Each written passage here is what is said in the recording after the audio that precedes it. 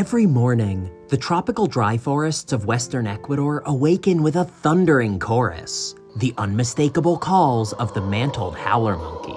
These vocalizations can be heard up to several kilometers away, allowing the troop to maintain social cohesion and alert other monkeys in the area that they are around, which limits conflict between different groups. Maintaining their territory is a big deal for howlers, as unfortunately, there isn't much of it left. Deforestation, the infamous practice of clearing forest habitats to make way for human development, has destroyed over 61% of our world's tropical forests, and has left the howler monkeys here in Ecuador with less than 4% of the dry forest that once dominated this region. Most of the former habitat has been converted into places like this, an agricultural ranch full of livestock and human settlements. With the knowledge of what it once was, the ranch probably seems like an unlikely place to find hope for wildlife conservation. But nature can be far more adaptable than we realize, and a perfect example of this is the striking masked water tyrant. This species is a habitat specialist that is only found around well-vegetated bodies of water, and they can be quite abundant around the ponds on the ranch. His story differs from the monkeys in one very unexpected way.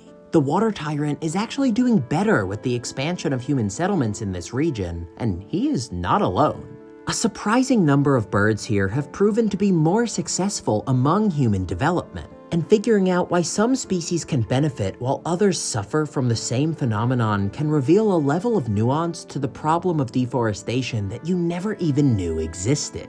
We are going to show you how animals here in Ecuador are responding as their world rapidly changes around them, because this is the key to understanding what we need to do to protect them all into the future.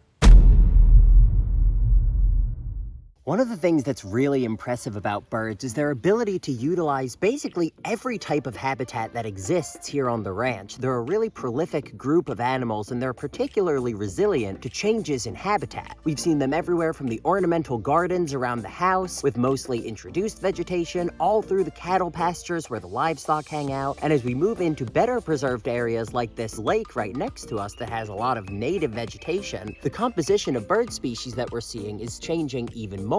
Now, what we're really interested in looking at is how birds are able to adapt to the different types of habitats that are available here on the ranch, and later on we're going to have the opportunity to explore a very well-protected stand of tropical dry forest to see if the bird diversity on the ranch is really able to approximate what this habitat would natively look like. So by studying how the community of birds changes as we move through different habitat types, we'll really get an understanding of what life strategies the habitat here on the ranch is able to support, which can inform how effective these types of human-modified areas can actually be for bird conservation. Our goal with comparing the bird life of the ranch and the healthy dry forest is to put the impact of deforestation into proper context, as this issue is so broad and complicated that it can be hard to make sense of the problem without clear examples of what is going on. My name is Harrison, and this is Evan.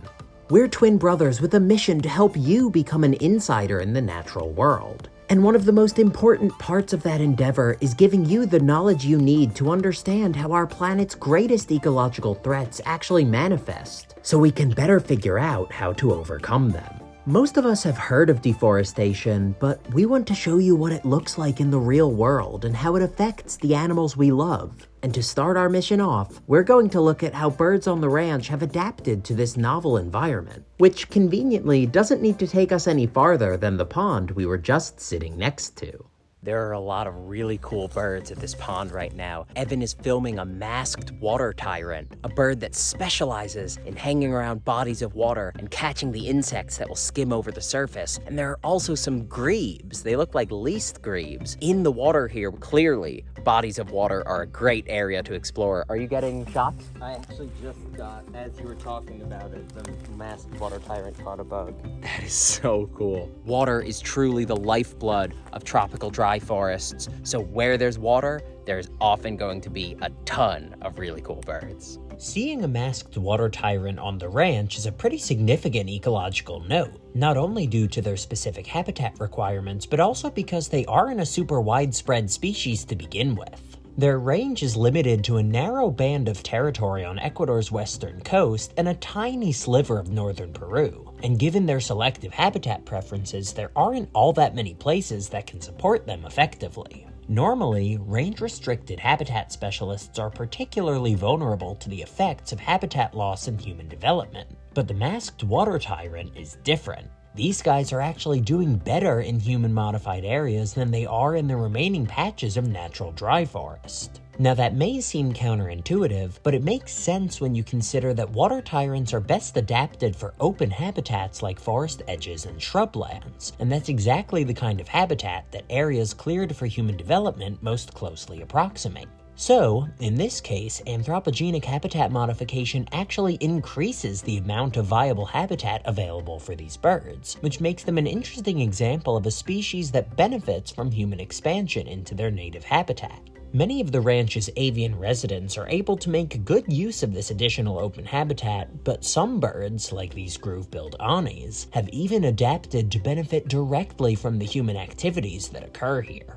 Anis live in social groups that nest and hunt together, and normally they work cooperatively to catch insects by disturbing vegetation to scare them out. However, Anis on the ranch have learned to let the livestock do the work for them, and all they have to do is hang around the horses or cattle and wait for them to flush insects out of hiding as they push through the habitat. It's clear from the stories of these amazingly adaptable birds that human development can have a positive impact on wildlife, but there's another side to this coin.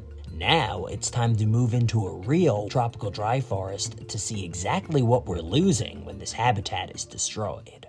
Birding the ranch has been incredibly productive, and we've been able to get a ton of really cool species on camera, but now we've moved to an exceptionally well-preserved stand of tropical dry forest right near the area where we've been staying. Now our goal here is to see which species of birds we're not seeing back on the ranch to determine which kind of species require the protection of the native habitat in order to survive. This will be a great experiment for us to find out how the bird life is doing where they're really supposed to be in the native habitat.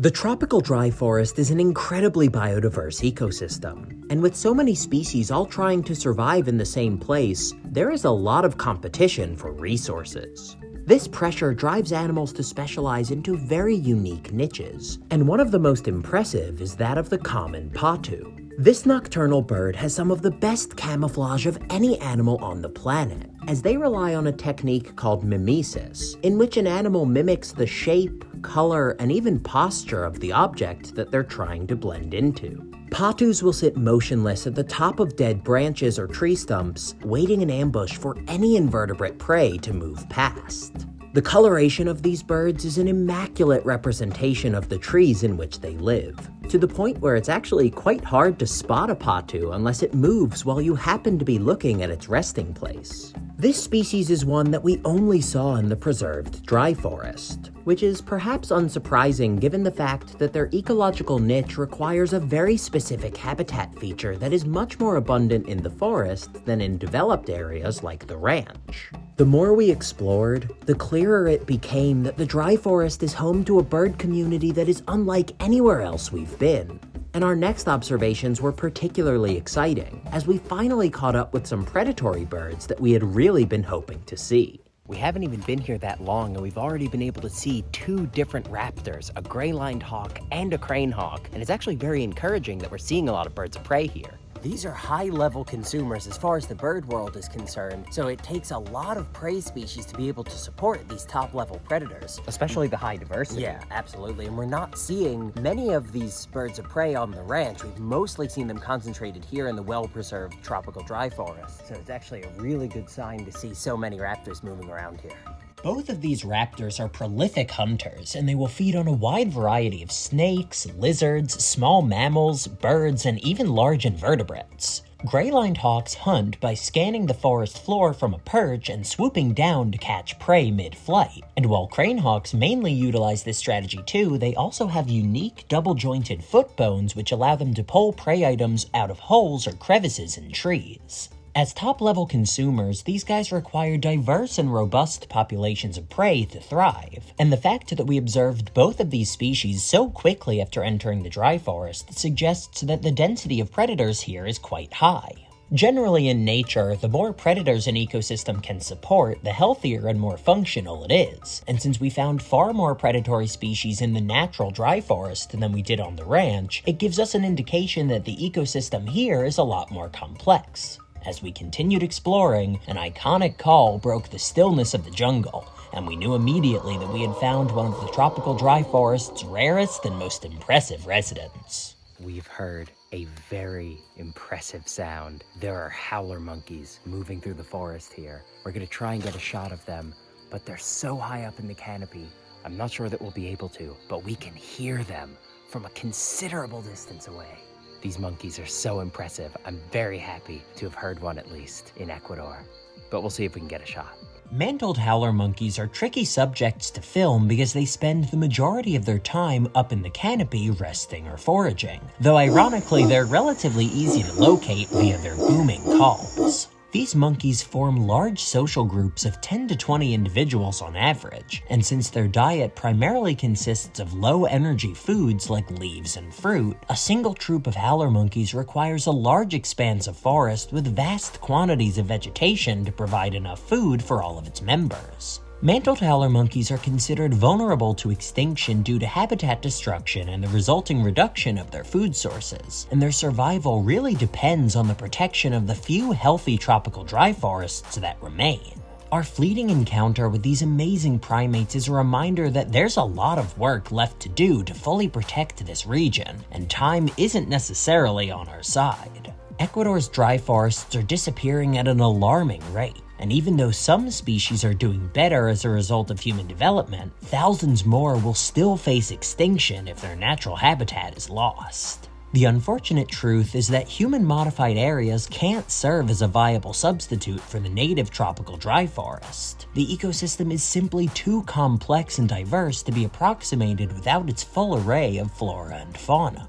However, it is possible to create more sustainable and ecologically productive settlements if we develop an area with wildlife in mind and preserve the habitat features they rely on. And the ranch exemplifies how small considerations can have huge benefits for local biodiversity. If you want to learn the strategy we use to make inferences about an ecosystem's health by observing birds, check out this video where we break down our process and share some of the ranch's most fascinating avian life stories. And with that, we hope you enjoyed, and we'll see you in the next one.